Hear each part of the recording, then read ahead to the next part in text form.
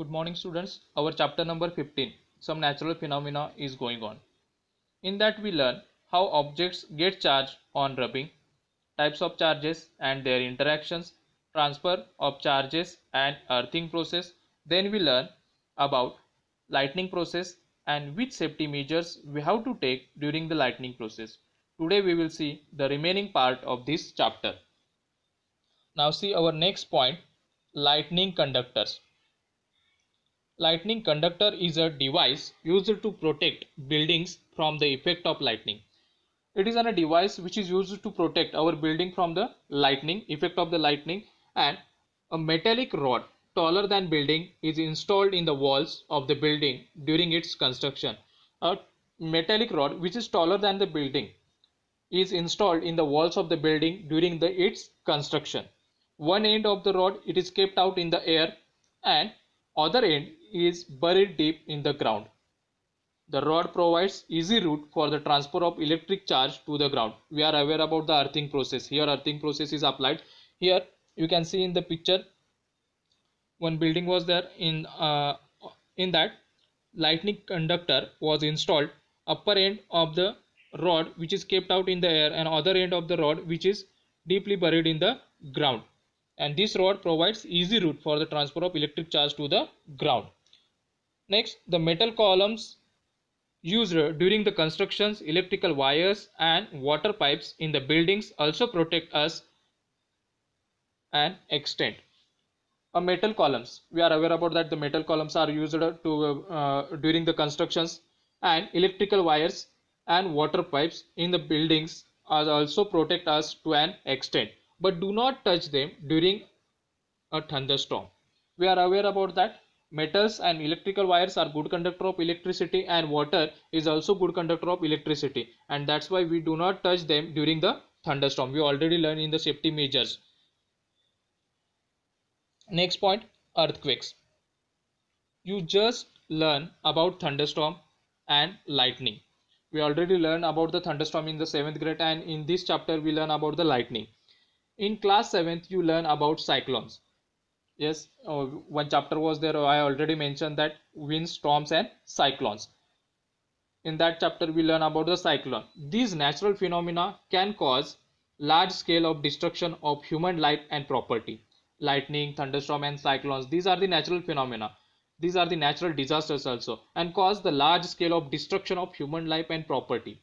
Fortunately, these phenomena can be predicted to some extent.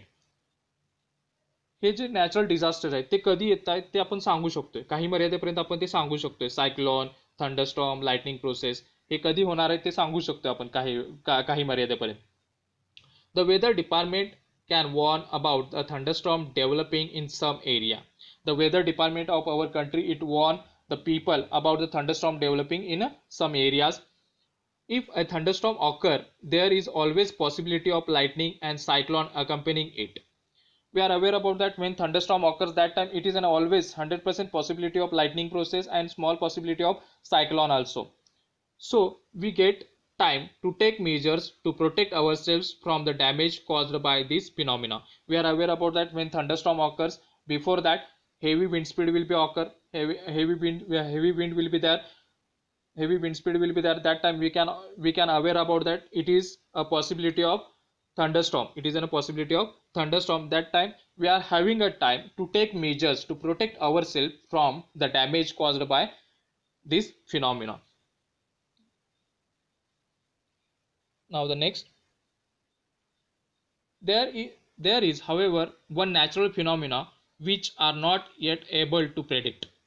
There is another one natural phenomena will be there, and which is not able to predict. We are not able to predict that a natural phenomena when it will becomes, we cannot predict. It is an earthquake. It is an earthquake, bhukam. It can cause damage to human life and property on huge scale. We are aware about that it can damage the human life and property on a huge scale. A major earthquake occurred in India on 8th October 2005 in Uri and Tangdar towns of North Kashmir. Tangdar towns of North Kashmir. Here I am having some information about this. I will tell you. On October 8, 2005, a magnitude of 7.6 earthquake struck the Kashmir region along with the section of Pakistan and Afghanistan. It also affect the Pakistan region and Afghanistan region. It killed more than 80,000 people and injured more than 1 lakh people and left 3 million people homeless. One of the worst natural disasters in South Asia. The earthquake caused thousands of landslides that buried entire villages. Before that, a major earthquake occurred on 26 January 2001 in Bhuj district of Gujarat. Bhuj district of Gujarat. Bhuj earthquake occurred on 26 January 2001 at 8:46 am. Its duration was 22 seconds and magnitude 7.7. Affected area by this earthquake are India and Pakistan. It killed between 13,805 to 20,023 people, including Pakistan people, injured another 1,67,000 people, and destroyed nearly 3,40,000 buildings. From this information, we can realize that how much damage can cause by the earthquake and to the human life and property. Here one picture is shown here, figure 15.8 Kashmir earthquake. You can see here damage to the human life and property. Here one activity was mentioned here, you can do in your home. Ask your parents about a huge damage to life and property caused by these earthquakes. You have to ask your parents how much huge damages to the life and property caused by these earthquakes, and collect some pictures showing the damage caused by the earthquakes from the newspapers and magazines of those days. Prepare a short report on the suffering of the people during the earthquake. You have to prepare a short report the suffering of the people during the earthquake. Now some questions will be arises in our mind. What is an earthquake? What happens when it occurs? And what can we do to minimize its effects? And these are some questions which we shall discuss below. Here some questions will be arises in our mind. What is an earthquake? What happens when it occurs? And what can we do to minimize its effects? Some people they are aware about the earthquake. They feel that earthquake, they may be suffer from the earthquake, or you are not aware about the earthquake. And then what happened? What is an earthquake? What happens during the earthquake? And what can we do to minimize its effects? We will discuss all the questions, and we will get the answers from we will discuss in this chapter. What is an earthquake? Our first question, what is an earthquake? An earthquake is a sudden shaking or trembling of earth lasting for very short time. Sudden shaking and trembling. थरथरते, जमीन थरथरते एक थोड्या काळासाठी. A sudden shaking of the or trembling of the earth lasting for very short time. It is caused by a disturbance deep inside the earth crust. And it is caused because of the disturbance deep inside the earth crust. Earthquake occur all time all over the earth. It is occur all time because the movements are going on in the earth crust, and it is occur all time all over the earth. They are not even noticed.